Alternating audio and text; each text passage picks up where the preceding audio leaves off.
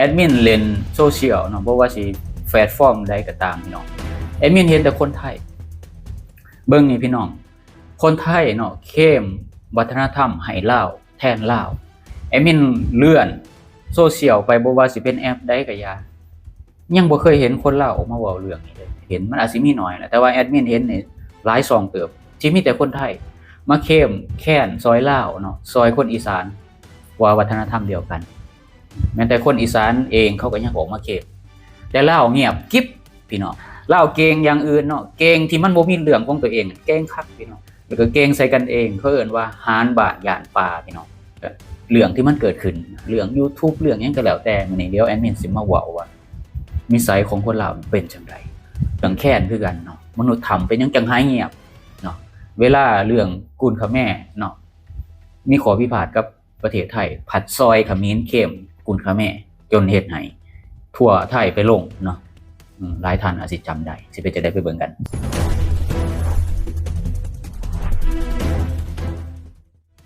กับสวัสดีครับ FC ทับฟังไทยแล้วก็สบายดีพี่น้องเราทุกท่านเนาะครับเนาะมื้อนี้พบกันอีกเช่นเก่าเช่นเดิมใน2วันทิ้งต้องรู้ด้วยว่า1เรื่องต้องรู้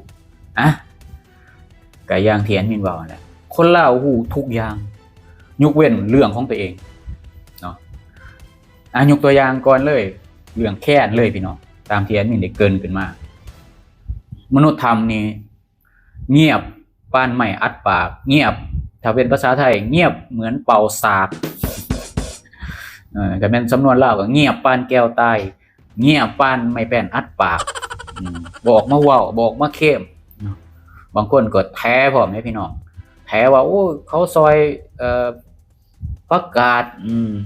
วัฒนธรรมของคนลาวแค่นี้ไปก็ฮู้ว่าซั่นว่ามันเป็นของลาวเป็นมรดกโลกแล้วว่าซั่นแต่ว่าเนาะอยู่ในคลิปที่คนไทยซอยเว้าซอยเข้มนี่มีคนกัมพูชาเอาธงชาติของตัวเองมาพื้อออกแบออกว่าเป็นของกัมพูชาแล้วก็มีข้อความเขียนว่าเป็นของกัมพูชาเขาบ่เห็นเว้าเลยว่าเป็นแค้นลาวอีหยังเลยเขาบ่ได้เว้าเลยเนาะแต่ว่าที่กุนเขมรเนาะพี่น้องเนาะอาจสิจำได้มนุษย์ทำออกมาดินซอยเนาะระดับกีฬามวยลาวได้ออกมาเข้มซอยเขาว่าโอ้นี่มันเป็นมวยของเขมรกุนเขมรอีหยังก็แล้วแต่เนาะพี่น้องเนาะแต่ว่าเรื่องของแค่เงียบปานเป่าสากบัดนี้มันเข้าเรื่องยูทูบเบอร์อีกบัดนี้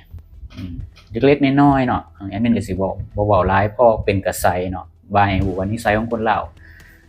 นอกจากเก่งเรื่องอื่นเนาะคู่เรื่องอื่นบ่ฮู้เรื่องของตัวเองแล้วยังเก่งใส่กันพร้อมพี่น้องเก่งใส่กันพร้อมทุกสิ่งทุกอย่างเนี่ยผลประโยชน์ของชาติของบ้านเมืองเนี่ยเป็นจังได๋นี่บ่สนพี่น้องเฮ็ดเพื่อผลประโยชน์ของตัวเองพี่น้องเก่งได้พี่น้องเอาคลิปของบอยเขมรเขามาอัปโหลดลง YouTube ของตัวเองผู้ใดอัปโหลดเป็นคนแรกหรือคนทำอิฐก็คนนั้นแหละเป็นเจ้าของมันบ่ได้เกี่ยวกับว่าไผเป็นเจ้าของแท้YouTube มันบ่ฮู้ขนาดนั้นมีแต่ตรวจจับว่าไผเป็นคนลงเป็นคนแรกหรือคนทำอิฐแค่นั้นไผเป็นคนแรกกับคนนั้นเป็นเจ้าของลิขสิทธิ์พี่น้องหลังจากคนที่2เข้าไปแล้วอัปโหลดลงไปแล้วมันตรงกับคนแรกอัปโหลดลงก่อนมันก็สามารถแจ้งลิขสิทธิ์ได้เนาะถ้าแม่นว่าครบ3คลิปนี่ถือว่าถูกปิด2ทันทีเลยเนาะต้องได้ไปขอให้เจ้าของคลิปที่ลงก่อนน่ะไปปลดออกแต่อย่างที่ได้ยินนั่นแหละว่าต้องจ่ายเงินแนวนั้นนี่คือเห็นว่าเข้าข่ายกันโชคทรัพย์แอดมินก็บ่ฮู้หรอกว่าเป็นไผเอาเว้าโดยรวมว่าคนลาวเก่งใส่กันพี่น้องขู่ทุกสิ่งทุกอย่างบางคนข่อยบ่เกี่ยวกับการเมืองข่อยบ่เว้าเรื่องการเมืองแต่มาเป็นยูทูบเบอร์อยู่ในประเทศไทยนี่แม้แต่แอดมินเองเนี่ยย้อนหยังพี่น้องก็ย้อนการเมืองย้อนของตัวเฮาเองชีวิตประจำวันของเฮาเองพี่น้องสิย้อนไผล่ะไปหยังล่ะบ่เฮ็ดอยู่ในประเทศลาวได้บ่ได้แต่ว่าต้องอาศัยบัญชีคนไทยของคนไทยเฮ็ดให้บ่คือเดี๋ยวนี้เนาะเดี๋ยวนี้นี่บัญชีของคนลาวได้แล้วแต่ว่าเริ่มตั้งแต่2 ปีย้อนหลังยังบ่ได้พี่น้องต้องมาอาศัยยอดวิวนำคนไทยทุกสิ่งทุกอย่างนี่ต้องอาศัยคนไทยแต่อยากให้เบิ่งต้นตอเป็นย้อนหยังย้อนการเมืองคือหยังการเมืองคือชีวิตการเมืองคือปากท้องการเมืองคืออนาคตเนาะถ้าเฮาสิบ่เว้าบ่แตะการเมืองเลยเท่ากับเฮาลืมเรื่องของตัวเอง มาเป็นแรงงานอยู่ประเทศไทยย้อนหยังย้อนการเมืองบ่แม่นบ่ค่าครองชีพบ่พอกินค่าครองชีพแพงค่าแรงถูกย้อนหยังย้อนการเมืองบ่แม่นบ่พี่น้องคนลาวเรียนบ่จบหนีมาเฮ็ดเวียกอยู่เมืองไทยย้อนหยังย้อนการเมืองบ่แม่นบ่พี่น้องเพราะฉะนั้นแล้วบางคนมันสิบอกว่ามันบ่แม่นเรื่องของเฮาบ่แม่นพี่น้องการเมืองคือปากท้องการเมืองคืออนาคตมาเป็นแรงงานมาเป็นยูทูบเบอร์มาเป็นหยังสรุปย้อนการเมืองย้อนโตของเฮาเองย้อนเรื่องของเฮาเองการเมืองก็คือเรื่องของเฮาบ่แม่นการเมืองเฉพาะของนักการเมืองอันนั้นบ่แม่นแล้วเพราะฉะนั้นแล้วนี่อันนี้ก็บอกแล้วว่าคนลาวมันฮู้ทุกอย่างแต่มันบ่รู้เรื่องของตัวเองมนุษย์ทำคือกันฮู้ทุกอย่างฮู้เบิดรัสเซียเป็นจังได๋มนุษย์ทำฮู้เบิดรัสเซียสู้กับยูเครนจังได๋อเมริกาเป็นจังได๋มันลงข่าวทุกมื้อเลยแต่เรื่องถือโกงชาติบ้านเมืองขายทรัพยากรต่างชาติเขามามีอิทธิพลในประเทศลาวนี่มันบ่ฮู้พี่น้องมันพยายามปิดหูปิดตาตัวเองเห็นแอดมินนี่หรือว่าเห็นคนอื่นๆนี่เขามาเว้าเรื่องถนนหนทางเรื่องบ่ได้รับความยุติธรรมเว้าเรื่องคนลาวถูกเอารัดเอาเปรียบเนาะขายแห้งถือโกงเนาะต่างชาติเขามามีอิทธิพลในประเทศลาวมามีอิทธิพลทางด้านเศรษฐกิจมีแต่คนเวียดคนแก้วมีแต่คนจีนเนาะเขามาตั้งห้านค้าเขามาเฮ็ดหยังธุรกิจต่างๆมีแต่ต่างชาติเบิดคนลาวเนี่ยเป็นได้แต่เป็นลูกน้องเขาเนาะคนลาวพวกนี้มนุษย์ทำพวกนี้ฮู้บ่ฮู้แต่มันแกล้งบ่ฮู้ปิดหูปิดตาสิว่ามันบ่ฮู้เลยก็บ่แม่นสรุปเนาะมันสนใจแต่เรื่องภายนอกหลายกว่าเรื่องอนาคตลูกหลานของโตมันเองเคิ้นว่าคนมองกันไกลบ่ได้มองโลกกว้างบ่ได้แอดมินขึ้นมาเว้าจังซี่นี่มันออกฮ้อนออกรนได้พี่น้องมันรับบ่ได้เนาะมันสิคิดว่าเจ้าเป็นไผเจ้าเป็นนักการเมืองบ่เจ้าเป็นรัฐมนตรีกระทรวงใดเจ้าจบหยังการสิออกมาเว้าเรื่องศาสตร์บ้านเมืองมันเกี่ยวกับการศึกษามันเกี่ยวกับเป็นรัฐมนตรีบ่พี่น้องเกี่ยวกันบ่รัฐมนตรีมานั่งกินเงินเดือนซื่อๆบ่ได้เฮ็ดหยังบ่อึดพี่น้องเนาะเป็นรัฐมนตรีบ่ได้หมายความว่าสิสร้างประโยชน์ให้ประเทศชาติบ้านเมืองเป็นรัฐมนตรีบ่ได้หมายความว่าสิออกมาเว้าให้ซอยชาติบ้านเมืองวิจารณ์ซอยปกปักรักษาผลประโยชน์ของประชาชนไปมามีแต่พากันชมเชยอย่างเดียวมีน้อยแห่งก็คือเห็นแต่สสนั่นแหละออกมาเว้าแต่ก็เฮ็ดหยังบ่ได้ก็ได้ซ้ำเว้าสิ่งที่สสเว้ากับแม่นเว้าเป็นเรื่องเดียวกันเป็นสิ่งเดียวกัน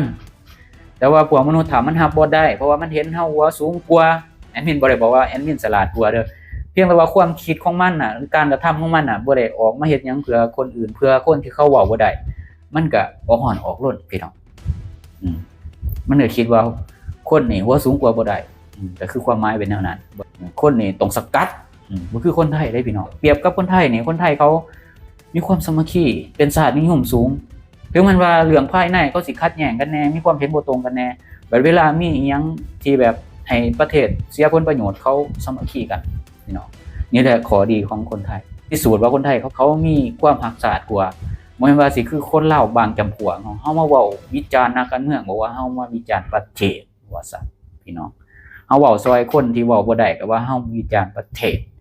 แอดมินก็บ่ได้เว้าเลยว่าประเทศลาวนี่บ่น่าอยู่ประเทศลาวนี่มันแห้งแล้งมีแต่เว้าเรื่องคนบริหารมันบ่ดีแอดมินบ่ได้เว้าว่าประเทศนี่มันบ่น่าอยู่มันร้อนเกินไปมันหนาวเกินไปแอดมินบ่ได้เว้าพี่น้องแอดมินเว้าแบบนี้จังว่าดูถูกประเทศเนาะบ่น่าเกิดมาอยู่ในประเทศลาวเลยเนาะประเทศลาวมันต่ำอันนี้นี่โอเคแอดมินเว้าให้ประเทศแต่แอดมินเว้าเรื่อง